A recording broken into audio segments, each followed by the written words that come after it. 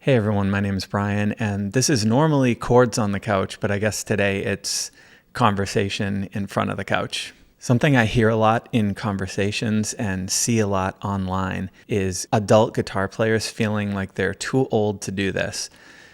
Whether it's they don't have time, it's too late to start, they have physical limitations. There's a lot of reasons, but today I wanted to talk to you. If you're an older guitar player and you're feeling this way, I want to give you some things to think about that will hopefully turn this around, make you feel more positive, and get you excited about playing guitar. So one comment that I see a lot is it's too late. So it's too late for me to start, or maybe you've already started, but I don't have enough time to get good. So yes, early learning is fundamentally an advantage, but it's not the be-all, end-all. Guitar is ultimately about expression.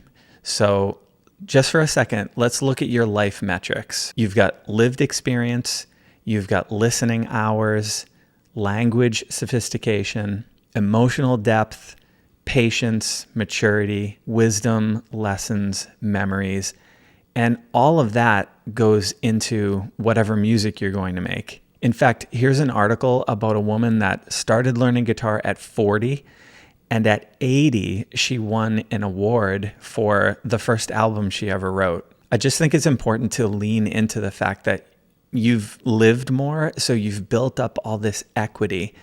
And actually learning an instrument is the perfect way to express that. So when you pick up a guitar and you play, and maybe if you also sing, it's going to be so much more expressive and have so much more depth than someone who's younger, who really can just imitate that. Another great thing to think about on this point of it's too late is we know from various studies that playing guitar can actually increase gray and white matter in the brain. That's a crazy thing to think about. It can also contribute to improved memory and ability to solve complex tasks. It reduces the risks of developing dementia. Here's an article about that. In those ways, playing guitar actually keeps you young.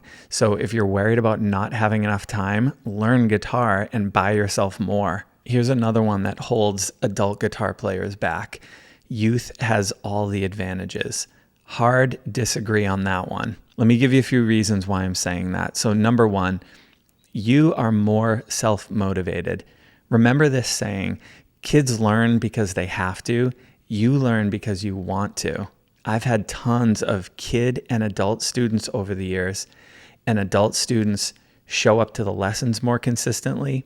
They practice more consistently, and they tend to have a better idea of what they want to learn, which helps a lot with goal setting and putting a structure to the lessons. I hear all the time that adults don't learn as quick as kids, and maybe that's true in some study, but honestly, I find adults get to a good place with their guitar playing a lot quicker for the reasons I just gave. People that start playing guitar when they're young, yes, they can be really good when they're older, but they've had a ton of time to get there. And adult students can get to a great place with their playing in a really short amount of time because they've just got more maturity and focus. I mentioned this before, but patience is another big one. You've mastered complex skills before, you understand the learning process, and you've got way better emotional regulation tools. You understand that playing guitar is a process. You also understand and are far more interested in theory. Teaching kids theory is like pulling teeth. They bore really easily. And part of that is because they don't understand, like you do, that it can unlock the why behind the music you love. Patience is a funny one because adult learners tend to have patience with everything having to do with the guitar learning process, but they don't have any patience with themselves, if that makes sense. Okay, and here's one that might sound a little shallow, but hear me out. You can afford better equipment. I honestly think this is a reason why you shouldn't be discouraged and feel like it's too late for you to sound good. When you're young and you're learning, you're going to be on starter equipment and it's just not going to sound good. When you're older, you can afford kind of that mid-level or even top-level equipment, which sounds really great. And to be honest, on guitar, It's more about sound than it is about capability. I've heard guitar players using an American-made Telecaster, going through a Fender amp, a clean, sparkly tone, play a single, simple G chord that completely blew me away, and it was the most lush, incredible sound I had ever heard. So you don't need a crazy amount of facility, which would take years and years and years to learn. You just need a fundamental proficiency where you can play all the basic chords, you can change them smoothly, you've got your strumming patterns down, and if you have equipment that can express that playing really nicely to the audience's ears or your own ears, I think you're going to be really happy with the result. So I hope you're hearing this as you don't need to learn every Clapton solo note for note to sound great and feel great on the instrument. Honestly, with 2 to 3 years of dedicated study and some decent equipment, you are going to be set for life. Okay, another big one is I don't have time. And again, I totally understand this.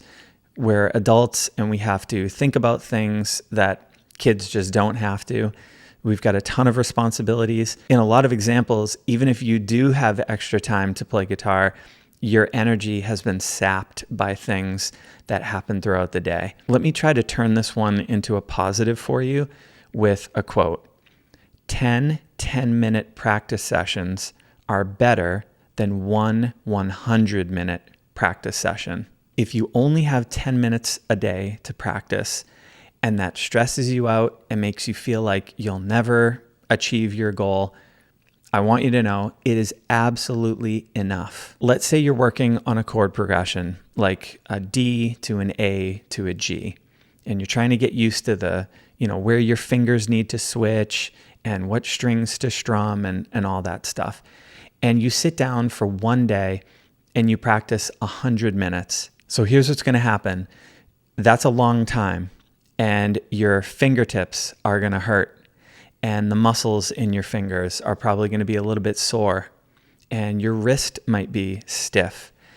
Now you're going to have to take 2, maybe 3 days off to kind of heal up and feel like you can do that again. Because remember, you're practicing in 100-minute intervals, so we're going to kind of have to charge up again to do that. So in a 4-day period, you got to know that material just 1 day out of that 4. And here's the other thing, 100 minutes, I bet about halfway through that, your hand started to get fatigued and the back half of the practice really wasn't great. And you may have been practicing mistakes because your fingers might get a little more clumsy. You're trying to change how you fret the chords to accommodate the pain, the fatigue. So it wasn't even 100 solid minutes. Now compare that to doing 10 minutes a day, every single day for 10 days. You have gotten in touch with that practice material every single day. That repetition, that daily repetition is really good because you'll practice during the day, you'll go to sleep at night, and your brain kind of unties knots during the night, and you sort of wake up and the problem is either solved or it's closer to being solved than it was before. So you're going to have 10 nights of that. The other thing is that you're not going to have the finger pain or the muscle fatigue or the wrist stiffening up. So each one of those 10 minutes is going to be really good practice. And here's probably the biggest thing. You are far more likely to stick to just 10 minutes a day than the 100-minute sessions, where you just kind of blow out your hand and then you have to wait a bunch of days and then revisit the practice. It's like you have to face that practice and overcome the hurdle of it rather than just having a little 10-minute burst that you can do. So you get the idea, but I think it's good to take a problem like this and kind of reframe it as actually a good thing. You don't have to feel bad about practicing 10 minutes a day. Another advantage I think you have as an adult learner is that you can defeat the monster of perfectionism. I remember when I was younger, when I was preparing for a show, I thought everything had to be perfect.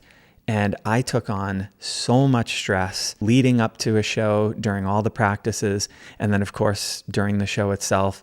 And I really didn't even enjoy it when I played because I was so obsessed with playing perfectly. Now I know instead of playing every chord and note perfectly, it has to have the right feel, it has to have the right dynamic, and it has to hit at just the right time. And I know this is a guitar video, but just to talk briefly about singing, as I got older, I realized I don't need to sing every note absolutely perfectly, but I have to tell a story and get the emotion across and connect with the audience. That's really what the singing is about. It's not about perfect notes, and guitar is like that too. I think adult musicians are just better at grasping what the true purpose of a performance is, or if you're not performing, what the purpose of learning something is. It isn't about playing it perfectly.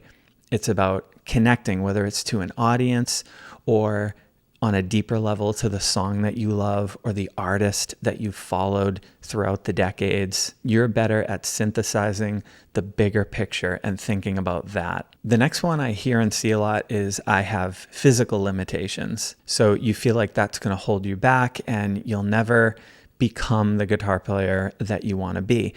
And look, I don't deny that there are things like pain, stiffness, conditions like arthritis, what have you. Those do come into play and they can be limitations. But I also know from a lot of years of teaching guitar, most people press too hard. They don't use the correct part of the fret. They have a terrible guitar. They're using the wrong strings. They don't warm up. They don't explore alternate fingerings that could make things easier. And they just don't know alternate versions of difficult chords. I'm going to do a whole video on this, but I find that often these physical limitations actually end up being some or many or even all of the things that I just listed. And if we can improve in these areas, you'll quickly realize that you actually do have plenty of facility available to become the guitar player you want to be. At the end of the day, we all have advantages and disadvantages, and you need to lean into your advantages and make them work for you. I always think about Django Reinhardt, who had 2 functional fingers on his left hand and made that work for him to the point where he's considered one of the greatest guitarists to ever live. It's understandable to be discouraged by what's working against you, but let your advantages win out against that. Pick up and play your guitar and enjoy the ride. You are not too old for this.